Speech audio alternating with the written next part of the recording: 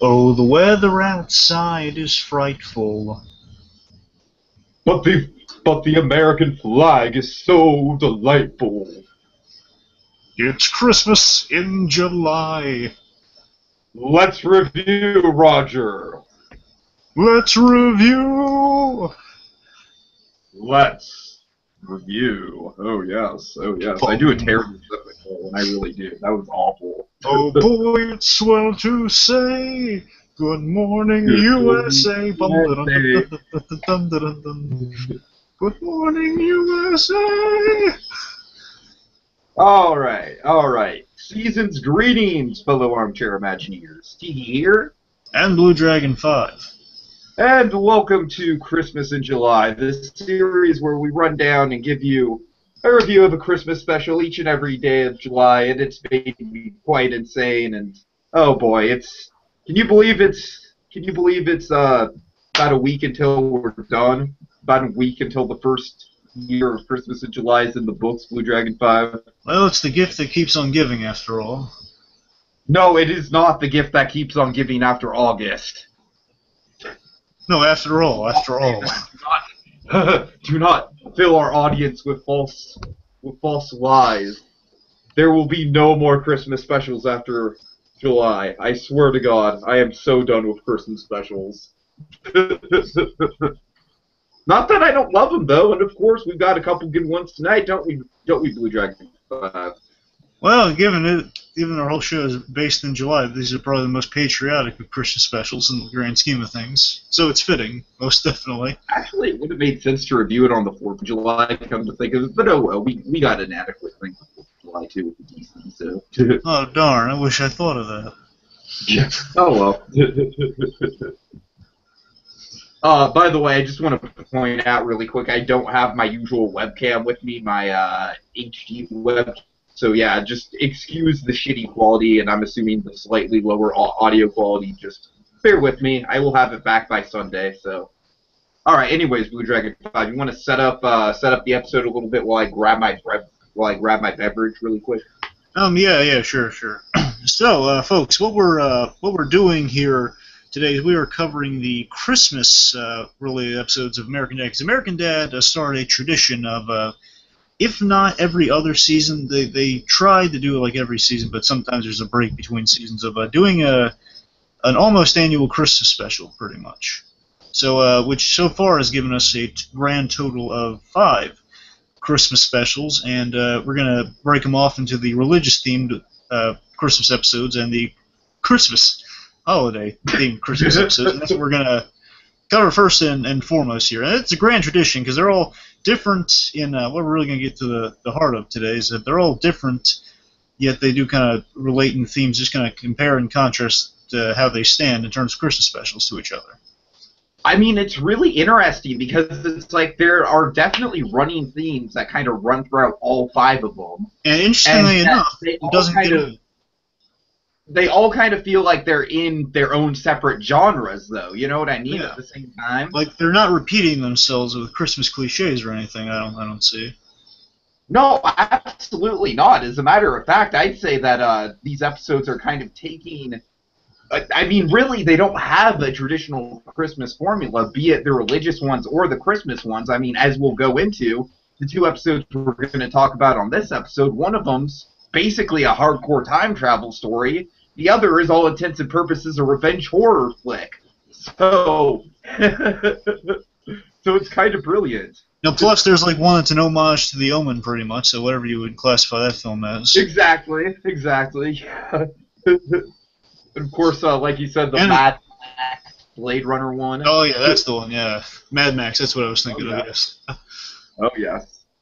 So yeah, obviously, American Dad. This is great, man. I'm really kind of into this. This is a nice surprise for me. You know, just watching all 5 of them back to back, it was really fun. Yeah, well, I haven't watched one yet, but I will watch it in between shows. Something I can proudly say about American Dad as a show is that so far, and up to this current moment, really they've kept a consistent quality. The shows have been either really funny or overall pretty good. I mean, there was one season of American Dad that was pretty much a It was pretty much the most boring season of all, where they're really kind of drifting into Family Guy current territory. But then they went back though. They raised up from that, which is good. What season was that? I forget. I forget which season. I'm just gonna guess. To be honest with you, I want to say it was like 5. I think it might have been 5. Okay, I was So going to don't say. quote me on it. There was a season that really went downhill. I can't quite recall, but it went back up though. It went to better quality. Yeah, it's funny. American Dad, I remember when it first came on, I was like, this is okay, but I just didn't feel like it had the staying power of Family Guy, because with Family Guy, we really got to know all those characters so well. They became so dynamic within the run of the show. But I think the great thing that American Dad's managed to do is that they've actually managed to exceed Family Guy's level of character development. Like, they've really crafted some rich characters here. They have indeed. Yes, I would definitely agree. I mean, at least the characters are staying consistent with how they are characterized. Exactly. So, I mean, it's developed rather than regressed or been exaggerated upon. Like, Stan's a little more three-dimensional than he was when he started the series, as are pretty much all the characters. I mean, even Barry turned into Craig Ferguson for an episode. I mean, that was awesome. So everyone has he's just like getting developed more and more with each episode with his crazy split personality antics. Oh yeah, indeed. But the point is, some characters like Roger, they kind of go back and forth on Roger. So the point is that's more just because Roger's easily distracted with anything. So it is the point is they're trying on American Dad. Sometimes it's a miss, sometimes it's a hit, sometimes they do kind of. At least they admit on the show, but at least they don't just. That's not what the entire show is about. When they say, "Yeah, we've kind of not put our heart into this episode, but we're running with it." Sure. I mean, at least they don't make the whole episode about that. Like they'll point out, "Oh yeah, we're not in the episode this week." Okay then. They've literally had those gags, where basically Steve has an episode. All centered around Steve, and then he walks in and you see the family doing something. Oh, thanks for including us, son. Oh, that was nice. Right. Then that's pretty much it for them. So, at least they make it into I believe fun. Klaus had a moment in one of these episodes. I forget which one. Oh, he does. It's in. Well, actually, it's Rapture's Delight. He has a moment. I don't know what moment you're referring to in particular. Oh, he also had a moment in one of the ones I saw. I wish I could remember which one. Well, we'll get to it, I'm sure. Yeah, sure. But sure in particular, actually, that is one thing, though. Klaus is the only character who's been shortchanged in American Dad, though, in my opinion. Oh, I definitely agree. I used to love Klaus, and I still like Klaus. It's just they've done so little with him because they have all these other great characters to work with. Yeah, but it's like, Klaus, like, for as limited as he is, like, physical-wise, being in the bowl and whatnot, he's got a fascinating personality, he obviously. Does. So. It's like they unfortunately made him into the Meg of the show, pretty much. Oh, yeah, that's a great way to describe it. That's a shame, because he was so funny in those first things. Just the idea of Klaus doing all this illogical yet mundane things, because he's a man in his body. It's cornucopia of fun. I think my favorite. I'll mention this because we're getting a little off topic here, but we'll reel it back in. We'll reel it back in a minute. But my favorite gag with Klaus was when Stan was trying to marry off Haley, and basically he turned to Klaus for advice, and Klaus was so dignified and so warm and friendly, and basically he's taking off his little glasses, he's reading a little tiny book, and he says, "Stan, you need to do this, that, that." And says, "Stan, yes, buddy. Can you teach me how to read?" It's such a cute moment with Klaus. And then by the end of the episode, Stan loses his memory. He says, Who's the talking fish?" You feel so bad for Klaus. But, yeah. All right. So, anyways, you want to kind of describe both of the episodes we're going to be talking about, and then sort of dig into a compare and contrast? Sure. So let's just kind of quickly go through the plots here. So yeah, our first holiday special would be the most the best Christmas. Tiggy, can you say the title? I forgot to write the title. It is the best Christmas story never told. Yeah. That's the one. Sorry, folks. Sorry, I'm a little out of sorts for this one. But anyway, so. AKA Back to the Future Part 2 in the form of a Christmas special. Well, essentially, yes. So, just in a nutshell, so Stan, he's fed up with how politically correct Christmas has gotten. You know, how people are saying. I believe this is inspired by real life things. The writers did draw from real life at times for the show, a lot of the time, like any good show. And basically, Yeah, I you don't know. It's interesting because it's like Stan does have a point, but I think he does go about it a little like melodramatically. You know what I mean? That's the whole point of the show. The idea is they would take these real world issues and they basically, again, it's all the Family Guy shows pretty much, with the exception, I guess, of Cleveland, but Cleveland to a certain extent. They all stem from All in the Family somewhat. Basically, they'll be a mundane family kind of taking in these big issues and kind of exaggerating it to the point where a message is delivered. And that's usually Stan's role. And above all the other shows, even more so than Family Guy, this show is inspired by All in the Family, particularly with Stan and Haley. Okay, I hear you for sure. I mean, if early Family Guy would be Peter as Archie Bunker, and here pretty much Stan is always Archie Bunker. Yeah. And yeah, the liberal. Badass. Oh yeah. And the liberal, I guess the liberal meathead would be Haley in that case. But so the point is, Stan, he's basically they take true issues and they're just exaggerating to prove a point that there's a point there, but there is also a silly point there. Point is, Stan's fed up with how politically correct Christmas is getting. Point is, you can't say Christmas, you have to say Happy Holidays. Like, if you're coming out of a story that say Happy Holidays. Oh, yeah. Like, Happy Holidays is to say Merry Christmas. He literally pulls a gun on the guy. They throw him out of the store. I had a gun. Say it! So Stan, he's extreme in this, but still. Also, a little important plot point would be Roger. He's bummed out around the holidays. Well, Roger's got a great story this episode. He does. Roger's depressed, and basically Stan walks into a 99-cent store, gets him a cassette tape, and then he has the whole gun debacle. Point is, he's at home and he's just frustrated about the holidays to the point where he's like, he's going on a rant saying why he's blaming the political correctness on being liberal. Again, that's pretty much Stan in a nutshell.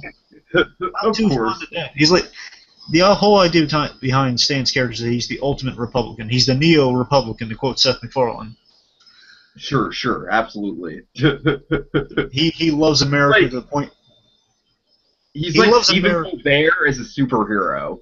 He's like he's like he's like Lenny holding the bunny that is America, pretty much. Loves it to the point where he kills it. Anyways, oh my god, oh that's beautiful. So the point is, like, Stan's going on a rant blaming the political correctness on being liberal and saying it all stemmed from that blasted Jane Fonda and her liberal hippie movement in her movies and so forth. Like, she went. This is like, who thought of this? This is brilliant. Again, good stuff, especially when they do political stuff. He just irrationally blames Jane Fonda, of all celebrities. And they do tie into kind of a Back to the Future logic string here that, she didn't, because she went over, did she go over to Vietnam, Tiki? I'm not, I think that was the story point. Life? Well, I mean, I think it's based on real life, if she did go over to Vietnam or not. Well, the point is she was talking about the war or something. Yeah. I mean, she was definitely involved in the protest and whatnot. So that I think she might have actually gone over to the place or something. I think it's what the episode mentioned. I'm a little fuzzy on this, folks. So bear in mind. Anyway, so point is, he wants to kill. He hates Jane Fonda. He's ranting about her, and then he destroys the Christmas tree, throws the gifts out the window, but says, "Well, if I can't say Christmas, I'm not going to celebrate Christmas." So I think it kind of goes without saying that Stan would be our Scrooge for this episode. You know what? I was watching, before that I watched, I think Stan is pretty much the de facto Scrooge throughout. Yeah, take that, Scrooge McDuck.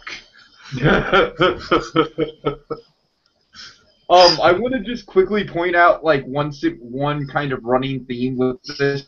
Is it the holiday rapist? What? Is it the holiday rapist? No, I didn't even notice that was a running thing. No, it's not right. I'm kidding. Go ahead. Go ahead. No, the running thing, of course, is that Roger is like always shit faced. Well, Roger loves his holiday drink. Loves his eggnog. Nog, nog, nog. Well, literally, the eggnog's going to be an important story point in one of these specials, but we'll get to that. Anyway, so yeah, Roger's old shtick. He's basically Paul Lynde as an alien, in a nutshell. Paul Lynde loves to dress up in costumes, drink, smoke, be very fey, if you will. Point is, again, I love how the thing that set all this off is like the carolers came by. He says, "Oh, Christmas carols. We're holiday carolers, and we're here to tell you about the Christmas, the holiday rapists." Don't you mean the Christmas rapists? He's always been the Christmas rapist. Oh yeah. Which, by the way, in case you're curious, there's a fun little gag here if you really pay attention. The Christmas rapist, or holiday rapist, depending on your political stance, actually appears in the episode. He is the one. Remember when the kids were at the mall taking their pictures with Santa Claus? Oh God. Okay, well look, if you remember that, he's the one taking the picture. He's the elf taking the picture. Oh no. Oh no. And if you look at the picture they're handing out, it's the exact same guy. So he was literally at the mall taking pictures. Oh wow. That leads to so many terrible implications. Oh God. 1 hour photo much? Pretty much. Oh, anyway, so let's see. So kind of speed through this. Point is like Stanley sleeping on the couch because he basically ruined Christmas and throwing the gifts out the window. Yeah, I mean, he just essentially, like he threw the tree out the window. It doesn't get worse than that. It doesn't get more symbolic than that. That he's kind of ruined Christmas. Unless you're going to bring all the gifts on top of a giant cliff precariously perched on, it can't really get more symbolic than that. Oh God. Teetering on the you can't get more symbolic than teetering on the edge of Christmas madness than that. But the point is, he's visited by a ghost. He's like, "Oh, Christmas rapist!" I love how he says, he wakes up, he says Christmas rapist, and he says holiday rapist, and he means, "Oh, I mean the Christmas rapist." Still set in his ways, and this character is voiced by someone else later on. But in the first episode, and this character does reoccur. She's a running theme. Oh yeah, Michelle. Michelle is in this episode my favorite one actually for her voice. I like Lisa Kudrow as. Oh, was it Lisa Kudrow? Yeah, Lisa Kudrow is the first one. The rest are by someone else. Familiar. Oh yeah. Nice. The other ones are sound-alikes to Lisa Kudrow, but sure. The point is, she used to be a tooth fairy, and now she's the ghost of Christmas Past, which is a gig. I wonder if there are other ghosts planned to see Stan or not. But oh, yeah, that's what I was wondering. It's kind of funny if you thought of it like that. Like, okay, they're doing the Scrooge thing, but just imagine them waiting in another room. Robot Chicken did a sketch similar to this, basically just waiting for the other guy to finish up. Right, yeah. Wait. I have stuff to show them. We gotta hurry this thing up. But no, it's just the ghost of Christmas Past, basically taking Stan back to the 70s to remind him of the joy he felt this Christmas. But Stan's like, screw that. I'm in the 70s. I'm gonna change the history. I'm gonna change history. Just runs off from the "It's a Wonderful Life" shtick. Yeah. Which is great. Just like flying in the face of these like traditions that we've been talking about. I know. So that's again, it's a little more of a satire than Family Guy in that respect for a lot of these specials. Mm-hmm. Really funny. So yeah, taking that, I just love Stan is just running off and he's doing his own thing. He's going to change the course of history because he hates Jane Fonda. He's going to kill Jane Fonda. You want to take it from here, or should I just keep going? Oh, let me. I can keep going. I kind of forget the order of these plot points, so I'm saying it might be a little off in terms of that, but I can recount them best I can.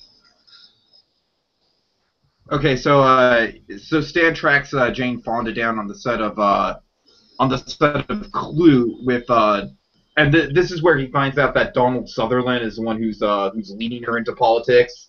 Pretty much, yes. Yeah, so you want to. Oh God! Oh, and we get to the Martin Scorsese scene. Oh, we're getting there. We're almost getting there. The point is that he finds out that Jane Fonda is in fact not to blame. He has to kill Donald Sutherland, which again, forgive my. I mean, Donald Sutherland. President Snow. I mean, that guy is just going to die. It's just inevitable.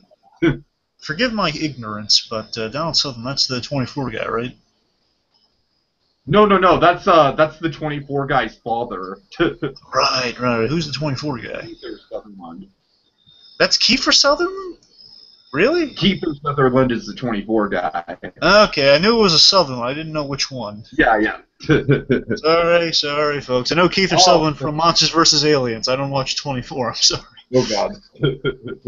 Anyway, let's see. Oh yeah, so basically finds out he needs to kill Donald Sutherland, which I guess would have erased 24 from history in the grand scheme of things. Finds out he's the culprit. He tracks him down to a restaurant where he's disguising himself as a waiter because he can't get in there as Kathy Bates or Jack Nicholson because they haven't really made a popular name for themselves yet. But I like how he he's like, oh, he describes Jack Nicholson as the guy who got in the hot tub with Kathy Bates in About Schmidt. Yeah. I'm like, wow. Oh, remember, he then... Actually, I don't know if he literally said he was Jack Nicholson at first, but then he said, I'm Kathy Bates. That was a lie. It cracks me up. I'm Kathy Bates. Go to the back of the line. He basically disguised himself as a busboy. More importantly, that little Christmas gift for Roger fell out of his jacket pocket, and Roger happens to be working at that restaurant in one of his early personas before he met the family, and he finds it, and he finds the year on the tape saying till like 75, and he's gonna be rich. So that takes out for him. Meanwhile, Stan kind of realizes, I should mention probably, I believe it's coming up soon, but Francine gets contacted by the ghost, by Michelle, the ghost of Christmas Past. Basically says, I lost your husband in the 70s. You lost my husband in the 70s? The great Wendy Shaw is Francine, by the way. So she's great. I love I think Francine's the best out of the McFarlane moms. Oh, I totally agree. Oh yeah, most definitely. It used to be Lois, but nowadays Francine. God, yeah. Lois has jumped off a cliff in terms of likability. Yes, but anyway, so let's see. So basically, context for I'm not going back to that filthy decade without Purell. Funny delivery. Point is, like, they're going to go back in time. They're going to find Stan. Meanwhile, Stan, he's in the bathroom. He's plotting his kill for Donald Sutherland, and he finds Martin Scorsese in the bathroom. Oh God! I find this funny. He meets Martin Scorsese, and he sees him with drugs. He says, "Oh, Marty Scorsese. You're Martin Scorsese." He says, "Oh, you've seen my little short film with someone shaving?" Or yeah. Let's face facts, people. All the artsy short films are the same. Someone doing something mundane like shaving or baking an egg or something. Oh yeah.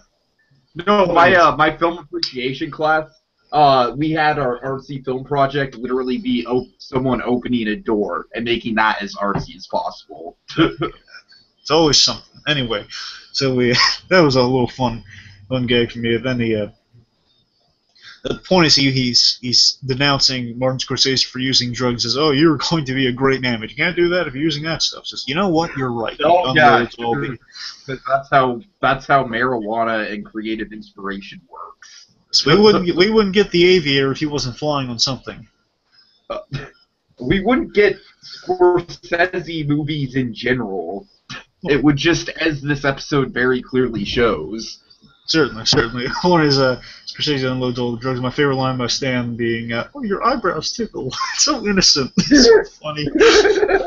Once he hugs Martin Scorsese. Anyway, so then he's about to kill Donald Sutherland, but then he's interrupted by Michelle and Francine taken back to the present, and we find out our big Back to the Future plot twist. Alternate Hill Valley. We see that America has been destroyed, and we see it's now communist run. So it's all Sovietified. All because Martin Scorsese stopped taking drugs. Yes. I mean, that is a pro-drug message if there ever was one. Yeah, that, and I would say more so it's the Taxi Driver never got made. Yeah, very true. Well, you got a point there. I never really thought of it is pro-drug. But point is, they come back to the house. The house is it's overrun by people Soviet people living there and chasing them out. A lot of violence in the area. Just Yeah, apparently, Soviet Russia or Soviet related sections are not the most accommodating and/or friendly. So they bolt from the house and they find out. And then I love how dramatic the line's delivered. Stan Smith, you destroyed America. Boom, boom, boom. But you know what I took? You know what I took? Took the people chasing him out of the house as kind of a little bit of a mix between. Yeah. What? No, I just realized what you were saying. Sorry. But oh yeah, I never thought of it like it's from the Back to the Future too, and the family, the black family's there. I was gonna say that, and also kind of mixed with the with. It's not mixed with I'm Your Mother. Or you look just like my. No. I'm like drawing a blank. What's the ethnic stereotype that they're chasing around in the first movie? The Libyan. The Libyans. The Libyans. Marty, we have to get the Libyans. Tiki, I gotta tell you real quick, if you haven't watched it yet or you haven't seen it, there's literally a whole episode of American Dad where they have it's a Back to the Future parody, or at least it's at least worked in.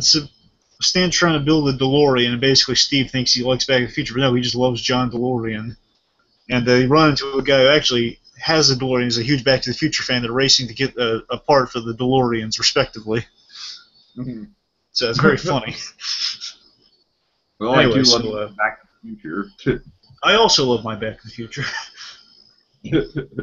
Anyway, so just to quickly say what went wrong, essentially we're in a communist-run future, or present, I guess the correct term, because Reagan lost his election because he was not shot, because he was not shot at, or shot, because John Hinckley did not see a taxi driver and henceforth did not become infatuated with Jodie Foster. This is such a complicated time travel plot, but it makes so much sense. I love that. Again, it's a logical logic at its finest, Tiki. And it reminds me a lot of. It's similar to one of my favorite gags because I love Frank Sinatra. How in Family Guy they had the same gag, pretty much mentioning that when Frank Sinatra wasn't. This is a universe where Frank Sinatra was never born, and essentially the Cuban Missile Crisis went to heck and the world ended. Oh God! Because Kennedy never got elected because he had ties to Frank Sinatra. It was a story like that, but right. Somewhat similar here. Point is Reagan lost the election to Walter Mondale, and essentially Walter Mondale folded after 47 days into his term. Yeah. At the hands of the Soviets. And essentially the plan is, okay, well, what are we gonna do? We gotta make Taxi Driver. They try that. Doesn't go so well. Robert De Niro and Stan can't really inhabit a room together because they. Oh, this is great. This just reminded me of the Kevin Smith and Bruce Willis stuff for some reason. You know, now you say that, you're right. Similar to that point. I mean, I'm sure that's not what they were trying to parody, but it was just in the back of my mind. Well, there wasn't a whole like, Kevin, did you think I was going to hit you? Right. No, I didn't. It didn't flinch. It was reflex. Something along those lines. But the point is, basically, what is this? You're talking to me? There's no one else around here. Well, who are you talking to? Talking to Reflect. Talking to me. So, you know what? Screw this. I'm out of here. So they get a replacement for Robert De Niro. Who is the logical replacement, Tiki? Oh, this is great. Oh, this is really good. Oh, the replacement is a very noticeably aged John Wayne. Happy Thanksgiving, Pilgrims. So we see a taxi driver has been shot, and quite shoddily at that. Because Stan Smith is no Martin Scorsese. That's right. We see John Hinckley in the movie theater. He didn't really take to the film. He didn't quite like it. I don't think he's going to be bragging about it to his friends. And more importantly, he didn't. The scene with Francine is just so twisted. Where again, like, so what do you think of? What do you think of that Jodie Foster? She's girl? 12. Pretty hot. And then John Hinckley's just like, dude, she's 12. That's sick. What kind of guy do you think I am? Oh God. Well, that's for you. I think Francie says, grass on the field. or something along those lines. Francine, I love Francine. Oh, oh God, yeah. Oh, that was. Oh, that. Just trying to talk John I Hinckley. mean, there's dancing on the line, and then there's just straight up going over it. It's. Oh God, They literally did a sultry number in Saudi Arabia, so I think they can pretty much go anywhere they want. Okay, so Is the other alternative? Oh, we should talk about Roger. Let's talk about Roger. You talk about Roger. oh God, oh God. Okay, so Roger, he's got this like 8-track, or no, it's a Cassette tape. that Stan bought at the 99-cent store for like $1.27 or something. You mentioned changing your signs. Is yep, we've decided not to do that. Right. But you mentioned that Roger picks up the tape earlier, but then so he's just like so convinced, like he essentially, it's basically the sports almanac. It's basically like exactly. Oh, well, well, I can accept it merits absolutely no financial gain.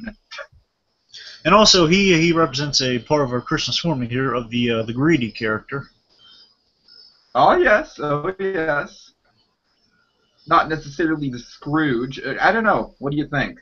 No, Stan's still Scrooge. I'm saying you have like a greedy character. It even doesn't have to always be the Scrooge character that's greedy. It can be just someone who is like the rich kid who gets everything he wants for the holidays, like kind of your Blakes, if you want to go for As Told by Ginger. Sure. The point is, the people that get all the Christmas gifts or have all the fortune dumped on them, and usually it's greedy and or spoiled. Like Angelica will be, I presume, in the future. Yeah, most likely. Anyway, continuing forward. So Roger, he's reaping in the success and the just churning out hit after hit because, I mean, come on, he's got the answers right there. It's sports almanac. Simply put it like that. He's partying and he has like a check for like I forget if it was like $1,000 or $100,000, whatever. Basically saying, remember that money went to a lot back then. No, I think it's a check for $1 million. Oh, $1 million. Oh, that's nice. Yeah, like, I love you, Mom and Dad. Don't watch this. And then he rolls off $1 million check. And the reason they got away with that? Okay, you can watch again. Woo! And the reason they got away with that is because he doesn't have a nose, by the way. Oh God. It's the only reason they got away with that. Now, bear in mind, when they first had that show was first on, this is like in I believe the third season. Mm-hmm. Either the second or third season. I'm pretty sure it's third. No, I think it's the second. Okay, second. Yeah, it's season 2, episode 7. Point is, they couldn't get away with that. They couldn't get away with that sort of stuff earlier on. Nowadays, it's a little more free to do whatever you want. It's like constant cursing nowadays. But anyway. I mean, it's like at this point you're practically. Guys, we get it. You can get away with it. Don't just waste it. Yeah. Anyway, moving forward. So Roger, should we say the end of Roger's story right now, or should we just keep on track? Yeah, sure, and then we can get back into the time travel stuff. So anyway, Roger, he like any great thing in the past, it's gonna run its course eventually, and when his disco dies, as it eventually does after it runs out of songs, and time just kind of passes. And basically, it's a really funny scene. He's partying with a bunch of people, and he's called Roger, take me off. Elaborate too. It's like I love it. Yeah, basically gets a call. It says, Roger, take me off speakerphone. No, tell me how many we sold. He says like 9. I forget if he says like literally 9 or just 900. I think it's just 9. No, I actually think it's 90. Oh, 9. Okay, that's right. It says it's 90. Sold 90 right now. He calls it. They're like, oh, 90 million. Woohoo! No, just 90. Then he's freaking out, saying, "What happened? What happened?" Basically saying he's in ruin. Even his racehorses were shot. Oh God. Or no, actually no, they weren't shot. It was funnier than that. It was the racehorses. Wait, I thought you were feeding them. He tries to kill himself, but apparently 70s plating in buildings was a lot more sturdier than it is now. Or at least it was sturdy back then, because he tries to jump out the window. Pigeon. He's this to his satisfaction. Anyway, pan all the way down. Then we see then we see our next scene. Point is, Stan's only left with one other option: to restore the timeline. Oh, this is Now, great. I mean, they botched the whole taxi driver thing. Oh, So yes. what's left now? What really has to happen? What really has to happen is that, unfortunately, poor old Ronald Reagan, he has to get shot. So that has to happen. So Ronald Reagan has to be shot. McFarlane managed to create a Christmas special where the whole plot revolves around Reagan getting shot. It's Remember, like, who does that? and also, I should mention two things. One, Seven Furlong has a love of doing a Reagan impression, even though he didn't get to do it. I just wanted to mention that. Oh, God. Right. But and he does it on occasion, but he still likes to do it. Oh. And more importantly, I want to mention that Stan idolizes Ronald Reagan because he's his hero, and they play that a lot in the series. So he has to shoot his hero, and he's really distraught about it. He's like, "Oh, won't do it." He says, Ronald Reagan stands propane. Pretty much. Or he's, I guess he would be Peter's. I was going to say Charles in Charge. I'm trying to think of something better than that. Okay. But no, it's Fonzie. It's Fonzie. Fonzie, yeah, right. Fonzie. Anyway, so point is, he's distraught over France. He says, "Come on, Stan, we have to do this to get back to our old life, to fix everything." He says, "Okay." And I love this little line. He's all determined. Then Michelle stops him and says, "No, remember, you just have to wing him." Oh, thank God. Thank you for telling me that. I would have forgotten. Tiki, call me crazy or call me, I guess maudlin would be the term, but I got a little invested with the fact Stan has to shoot his hero, and they saying kind of these fitting words, like "Merry Christmas, Merry Christmas," then gunshot, white screen. No, it was set up like very dramatically with the gunshot. Doesn't it like fade to black and white or something? Yeah, like that? fades to white, then we get back to the prison. Yeah. Oh, man. No, it's just that and the idea he has to shoot his hero. I mean, it's a horrible situation to be put in. It's the only way to save his family, save Christmas, save the world. Like I said, it's just the guy saying, "This is the guy saying Merry Christmas," because shooters do crazy things when they kill people. It's of all things, saying Merry Christmas. And we're back to the present. Everything's restored. And Haley's offering her father a broken gift, saying, "Well, I got this for you, Dad, but it's a little broken." "No, everything's fine." And we see Roger barreling in drunk, saying, "I invented disco." Then Klaus says, "Yeah, sure you did. No one cares." Oh, God. Point is, all is said right. Oh, and more importantly, Stan is rewarded now. Stan's come around his character arc here, and that's a big old Christmas trope right there. Just kind of Scrooge comes around. Of course. And we see Michelle actually bestows a gift upon Stan. So everything's fine. Everything's been straightened up in the timeline. And I know it's before I get you a Christmas gift.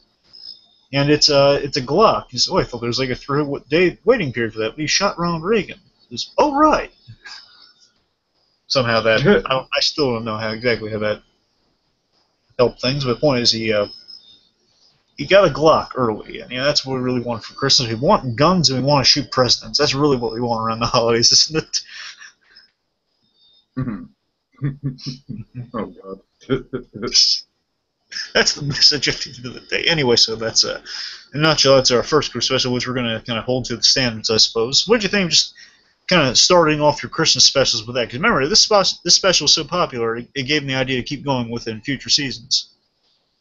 Yeah, well, like I said, obviously I'm a big Back to the Future guy, and I'm especially in love with Back to the Future Part 2. I definitely agree with Ray Bradbury. It's probably the most well thought out time travel story ever in my book. So just the fact that they're ripping that so much, and like you said, it's literally playing around with Christmas formulas, like even more so than Family Guy did, because it's like you literally get into like this wonderful It's a Wonderful Life scenario with like, oh look, here's you as a kid, look how happy you were, and Stan's just like, look that.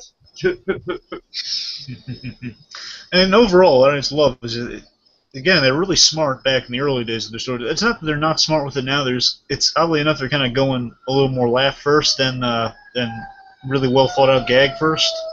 Right. But it's fine either way. I'm just saying that earlier on, I really appreciated the thought that went into it.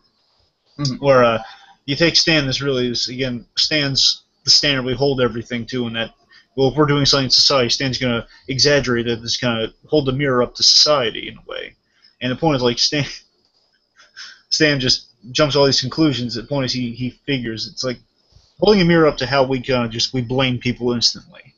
He blamed Jane Fonda for taking civilization down a notch in his mind, and trying to fix that, trying to fix that in the most extreme way possible.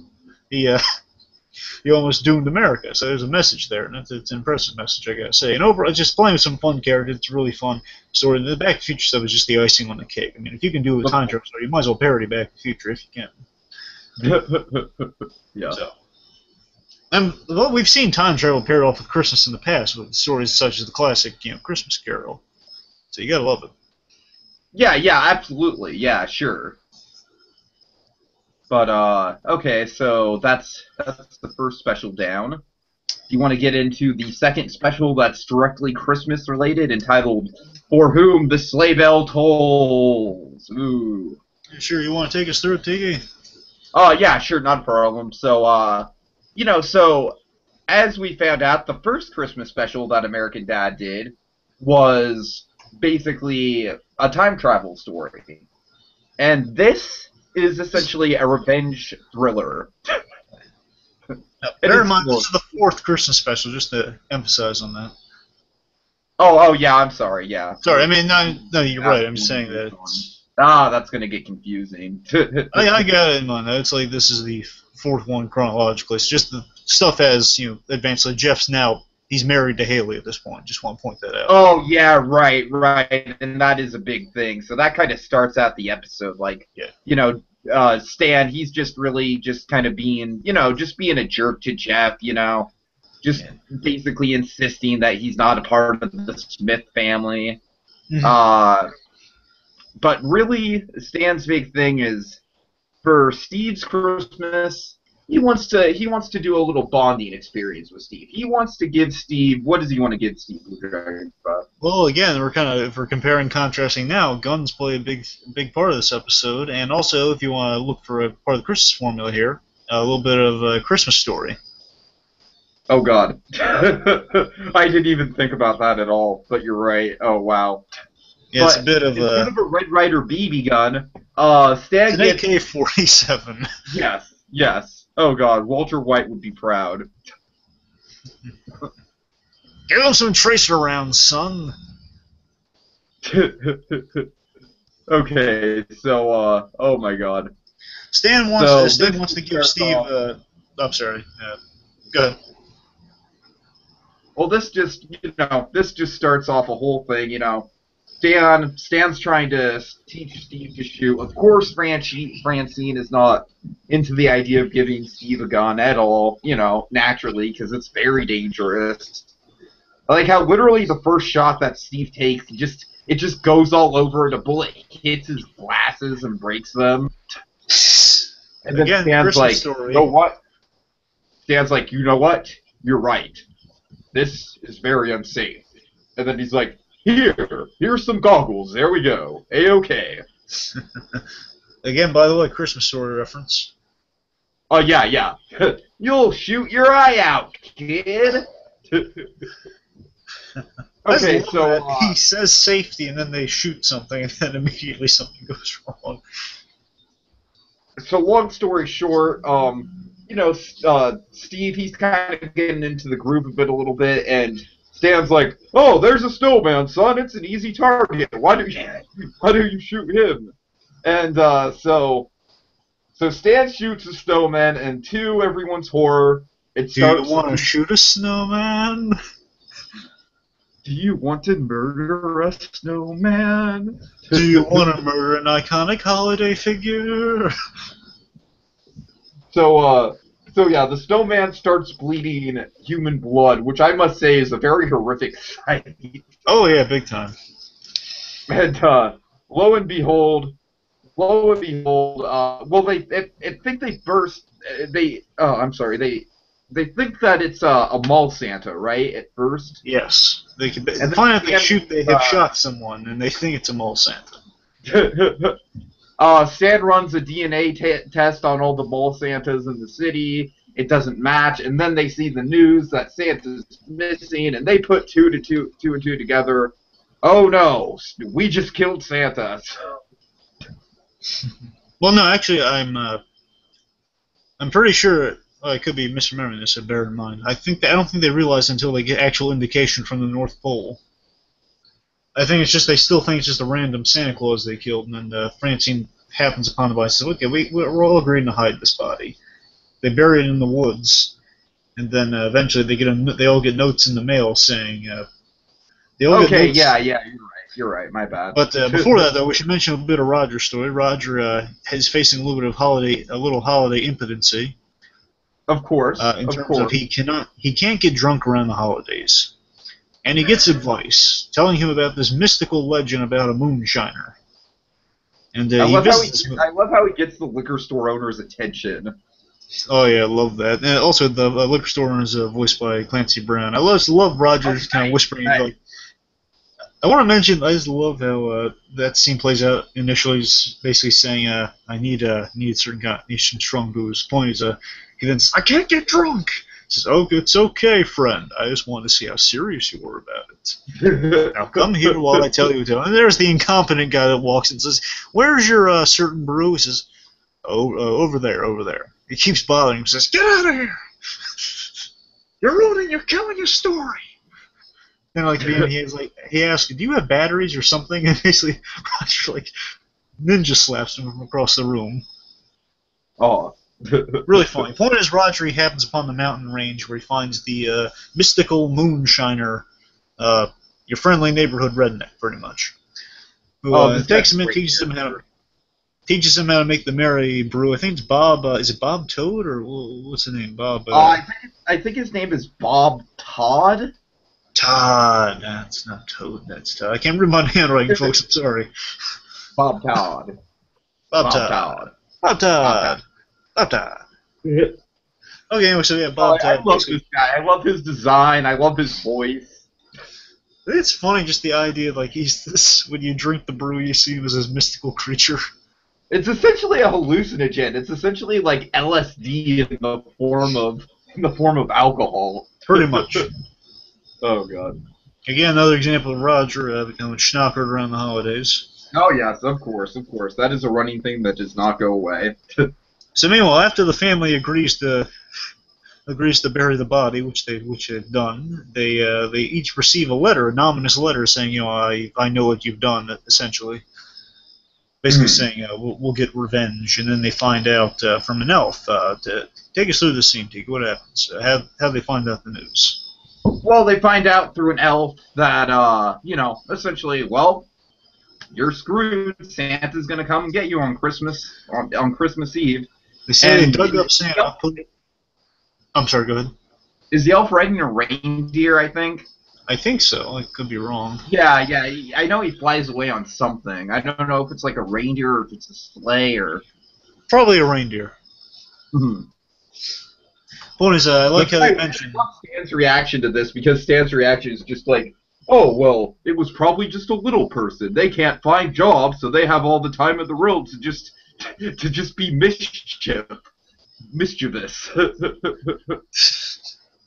Oh god. But more so, I love just the conceit that basically the elf, I believe the elf tells a story, like how they dug up Santa's body and they brought him back to the North Pole, put him like a healing tank, and then he straight out of Empire Strikes Back. Oh yeah. Indeed. Oh god. Or if you really want to stretch it, they use Star Wars, but I'm just saying if you really want to stretch it, Dragon Ball Z. But let's face Star Wars did it first. Star Wars did it first. We're all in agreement there.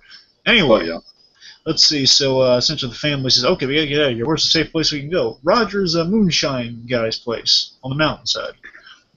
That's where they're heading. Yeah, Jeff loves the holidays. That's important to mention. Jeff loves the holidays. Wants to integrate in the family. Stan's shutting him out, but Jeff loves Santa Claus. And he's right. He wants over that. Oh god, that's such a good character trait. So Jeff. Again, Jeff's a kid at heart. He's as dumb as a sack of rocks, but he's a kid at heart.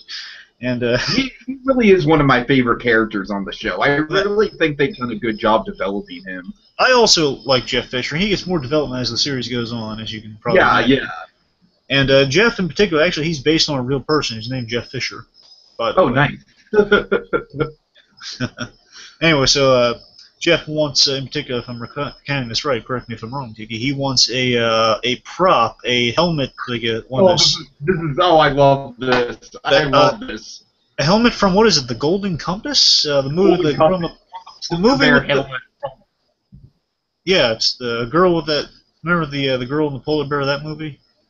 Yeah. Yeah, that's it. Your Ian McKellen voiced the polar bear. It was Right. marvelous. Fun fact: I was actually one of the few people to like that movie. As a matter of fact, oh yeah, there it is. Okay, I see it. I see it. There it is. That's one of the first posters I ever put up. I'm sure. I actually have a real soft spot for that movie. I really enjoy it, mostly because I really dig the books. But I thought the movie was really good. I think people kind of crap on the movie like unnecessarily. And yeah, the polar bear fight was all kinds of badass. So when Jeff brought up that the polar bear armor, I was just giddy. That was just ridiculous. That Anyways. was just like serving a very specific part of my fandom. Oh god. That's fine. This is such a quirky gift to give Jeff the one. But it'd be totally cool. Like I would like if someone gave that to me as a gift, I'd be like, oh my god, that's badass. More importantly, I love how it. Polar bear's helmet. More importantly, I love how it factors into the third act. We'll get to that. So they're at the mountain range now, and again, they're trying to hide from Santa Claus because Santa Claus has a freaking army on his side. You don't want to get in the way of that. Oh, this is ridiculous, man. This has got to be just one of the straight up best action scenes I've ever seen in a primetime animated show. I should mention something important here. So they're at the mountain range. They think they're safe, but then Santa Claus has found them with his army, which I should mention. I should mention the reason Santa Claus found them is because Jeff Fisher did something very foolish. He wrote a letter to Santa Claus, an additional letter to Santa Claus, saying where he can deliver the gifts to, because now they moved to a different location. And Jeff is still using his noggin on that one because Santa Claus wants to kill them. Yeah, maybe he's just out of the loop. Stan's not too pleased by this, and I don't blame him because Santa Claus is now going to kill him. He had good intentions. I know. The fault does lie on Jeff for not. If he wants to be part of the family, man, you gotta wake up and pay attention. Anyway, so there's a huge Santa army, which, by the way, I should mention, I'm pretty sure this is inspired by 300. Okay, yeah. The action scene. So the point is, you want to take us through the action scene. Name some of the cool stuff that happens. I mean, it's just glorious. It's just like, what else is there? It's just like, there's just all kinds of violence everywhere. Just elves are getting slaughtered, reindeer are getting slaughtered. There's just aerial combat going on. We should probably mention that, yes, Bob Todd, right? Bob Todd? Yeah, Bob Todd. Bob Todd is heavily armed and prepared for this sort of situation, luckily. And an all-out battle occurs. A lot of holiday death, a lot of holiday themed death. You know, candy cane it's stabbings. ridiculous. It's just like, I think Seth MacFarlane just had it in his mind, like he just wanted to show as many corpses of elves and reindeer as he possibly could get away with by network TV standards. Well, I want to make this clear, by the way. Once I love to credit Seth MacFarlane for a lot of American Dad, I can't really, because I would argue that aside from Cleveland Show, this is the show he was least involved in. He did the initial stuff. And does the voice of Stan, especially now. He just does the voice of Stan and Roger pretty much. But I'm glad you brought that up. Just want to mention that. So as much as I love Seth MacFarlane, I love to give him credit. He just did the initial stuff. The early season stuff's pretty much more Seth MacFarlane. But this does very much feel like a classic MacFarlane scene, though. You know what I mean? I can kind of akin it back to like a Y2K chicken fight or something like that. Oh yeah, the thing you got to mention too is that the other creators it was created by three people: Seth MacFarlane. Matt butchering it. Matt McKenna and God, I forget. Matt McKenna and there's someone else, but I thought it was either Chris McKenna and Matt someone else. Mm-hmm. I feel so bad for butchering it. His point is one of the creators does the voice of Santa Claus, and he does voices like the lab guys are those two guys, and at the CIA, and particularly the pirate with the talk show with the one with the hook hand. That's the same guy who Right. voices Santa Claus. Okay. Not sure if Okay. that helps, but usually they're random screaming guys, or Buckle, the range, the mountain man. That's the same guy voicing Santa Claus. If you remember that. Sorry, just one point. So a lot of battle stuff happening, a lot of death, a lot of destruction, and Jeff Fisher is called to aid Santa after Santa bestows upon him his glorious polar bear battle helmet. And This is so awesome! I can't believe they worked that in. Oh my big god! big old plot point here. This is an important kind of heartwarming moment. So Stan is he's being harsh on Jeff during the battle time, blaming him, saying, "Oh, he's useless. Hey, I hate your husband." And anyway, so Jeff, it looks like Jeff's gonna suddenly prove me right, Jeff. And he hails, "Jeff, what is happening?" Jeff gets over there. He puts on the helmet, and then he stabs Santa. Bum bum bum. He strikes a. There's a blow for our side. It's like right through the side. Yeah. Bum, bum, bum. And anyway, so then Jeff retaliates to the side. I kind of wish he took the helmet with him, but that's kind of a shame they didn't have. I wanted to have like some sort of trophy. Right. So then he retreats back. Then the battle keeps getting more and more intense and heated. Yada yada yada. Some 300 stuff, and then more importantly, I like the ending is kind of this really kind of awesome. Again, kind of a similar moment to the end of that first episode. It gets a little emotional yet ridiculous. Mhm. Where our characters, our heroes, if you will, are overrun by elves, and they fought their heart outs, and they're dying. They're fighting to their last dying breath, and they know it's looking hopeless. So pretty much a 300 vibe, and it looks like they're doomed. But then the sun comes up and says, "Oh, we only have until morning, 24 hours." I'll get you Smiths next year as Santa Claus disperses and only eyes remain for a moment. It was a really cool shot. Also, I should It's mention, essentially Night on Bald Mountain ending, if you think about it. pretty much. Something important to mention, though, is Francine, another thing Francine mentioned at the beginning of the episode. As she was nagging Stan to include Jeff in the holiday, she was also saying, I wish we had some new family traditions. Oh And, yeah. At the end, again, that's why she was okay with burying the Santa body, so she could have some new traditions in mind. But at the end, basically says, "Oh, well, we now have a new family tradition. You basically have to fight off Santa Claus every year," which I hope they bring back. They haven't done it yet, but I think I they're hope just they bring it back eventually. well, technically, the other Christmas special they did not have a Santa battle, so I guess it's kind of off the table. Unfortunately, but I don't know. They could always go back to it. Say they made peace with him. I don't know. Oh god. Anyway. Oh wait, actually, oh dear, I can't. I don't know why. I don't know why, so don't quote me on this. But either I'm blanking on this episode entirely. But I thought there might have been an episode where they made peace. I don't know. Okay. I feel so bad. That might be something to do next year for us. So essentially, Santa really is like the Y2K chicken of American Dad. Well, yeah, but it doesn't appear as often. But yes. Yeah. So I could be wrong. I don't know why I'm remembering this. I'm remembering an episode where I think they reconcile. At least Santa Claus and Stan do. I don't know what I'm thinking of, but so I'm sorry, but I don't know. Right. Anyway, but yeah, so the point is a lot of fun stuff there. So overall, pretty good holiday special. Yeah, like I said, man, I just really enjoy the fact that these two, it's like, you know, they're two very completely different genres from each other, yet they feel very connected.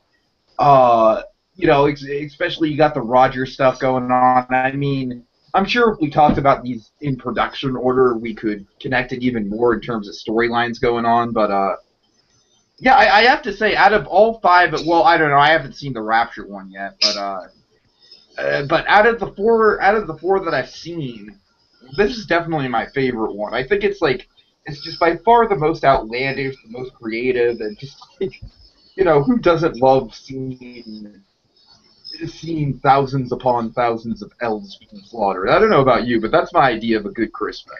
Well, if you really want to just kind of draw comparisons, because mind you, basically you're I'd wager from the last Christmas special, basically a season off from the last Christmas special that you have seen, the Omen one.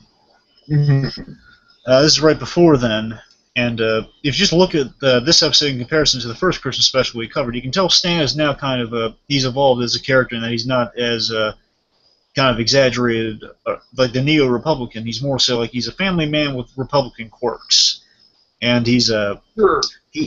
so he's for the Hollies, but he's wrapped up in his kind of his Republican ways in terms of. Again, just going off the new Republican thing, I'm not denouncing any Republicans by any stretch, so please, Republican people, don't get offended.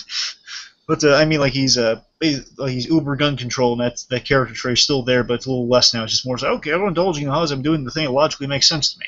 Get my son a gun for the holidays. So he's a little more restrained in terms of his exaggerated Republicanness. Sure, and it's, so Stan's more plays kind of like the actual family man, and that that he's not too welcoming of this new person in the family. It's the classic. It's a Christmas trope, actually. It's the classic father-in-law doesn't like the son-in-laws. Of course. There you go. It's like if you look you got that in Christmas Vacation with the in-laws. The in-laws hate your guts. So it's your classic. Get some classic stuff there. So a little bit of Christmas trips there. The point is, it's a family coming together through the worst and hilariously absurd of circumstances, and that's kind of what the holidays are all about. Coming together in the worst and yet most absurd circumstances. I mean, like I said, it's just visually impressive, and I love the music. I love how everything builds up. It's a damn good episode. I always love the fact that they kind of treat Santa like a general. I think that's kind of neat. To me, they treat Santa more as like I mean, yeah, general is one word for it, but to me, he's almost kind of like a Genghis Khan style general. I'm thinking generally because like the moment where Jeff Fisher comes up and stabs him, and he's taken by the medics away. Oh yeah, right. Get patched up. Yeah, Jeff Fisher, it's like almost like a Civil War type thing or something. Oh. Yeah, it really is. You're right. Yeah. All right. Well, is that all we have to say?